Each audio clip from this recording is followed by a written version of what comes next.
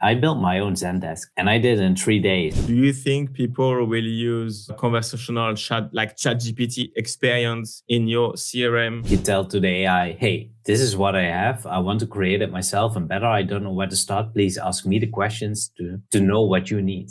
Are you still building B2B SaaS in 26?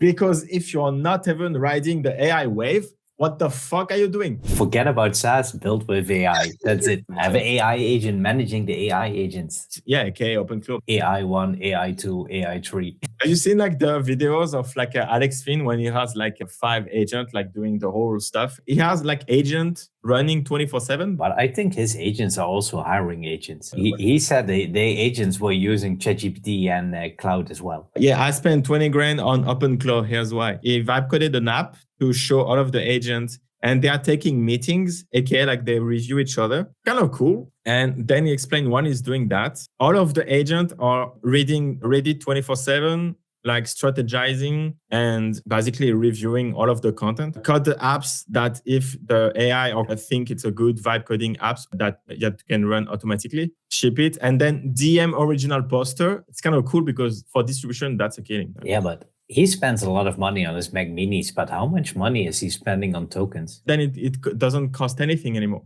But I have like 2 Cloud Code subscription, which is like a 400 a month. But I don't run 24/7, but I use them a lot. Yeah, but even if you have 3, then spending 10K on a Mac Mini, then $600 isn't that much. Where is the value proposition? Well, it was a few months ago, and nobody knows how fast it's going. It's insane. You want to build a SaaS? How do you do that? Not anymore. Well, you can, but then it has to be like really, really, really big. Like something so big that people don't want to start on it, and it's too complex to just plan everything. You need really hard knowledge to build everything. But if it is something simple, yeah, then you're screwed. Yeah. You had a SaaS for registering mileage on your car for your administration for the company. You say where you are, you say again where you stopped, and it calculates kilometers and puts it in your administration. Well, all those SaaS companies, I think they're going to zero. For us, technical guys, like we say, okay, I'm going to vibe code that shit in like a weekend, and then I will have like multi-billion SaaS too, and I will do a better job than Salesforce, right? Yeah, you're right. Like Salesforce is big. It serves like millions of customers. So then it's harder to attack at the AI age. And especially when they are like, for example, they have created like the Salesforce, SDR Salesforce. I forgot the name of exactly the name, but it's an AI sales guys. Like they did like crazy sales number. For sure on the smaller companies who are not so dependent on the integration of Salesforce in all the systems. Yeah. And have you ever tried Salesforce? Yeah, it's complex to set up. Like, Jesus. Well, yeah, I built my own Zendesk.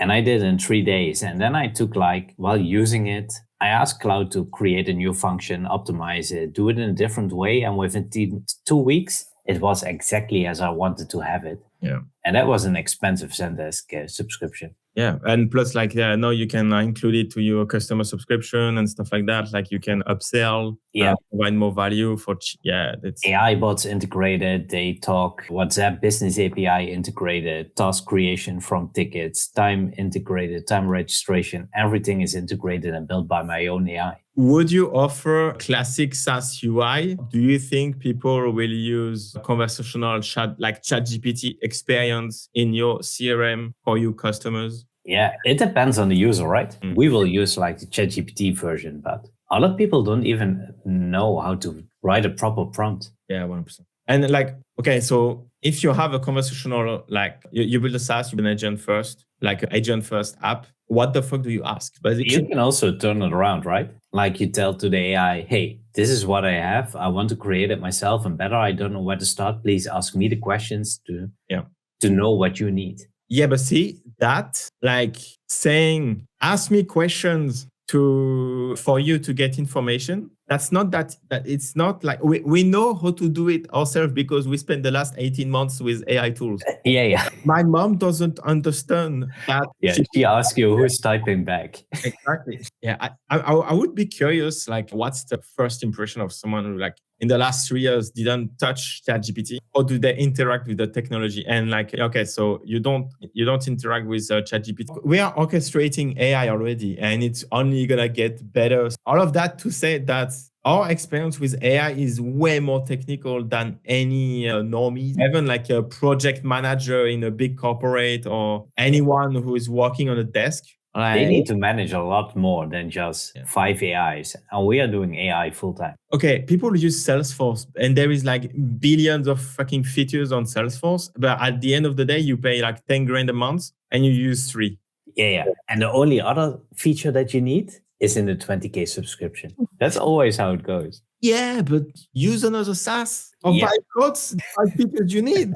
Just say, I need Salesforce, the enterprise solution, build it. Do you think Salesforce will have to cut price of the monthly sub or yearly contract to compete with AI? Yeah, but can they eventually? I mean, if they fire like 50% of their workforce anyway, yes. Yeah, then it's no issue, but they need to do something, I think. AgentForce, it's an AI-driven platform featuring autonomous agents that handle revenue-related tasks. Key revenue metrics impact at late 25. Explosion AI growth. AgentForce and Data 360 combined reached nearly 1.4 billion in annual revenue.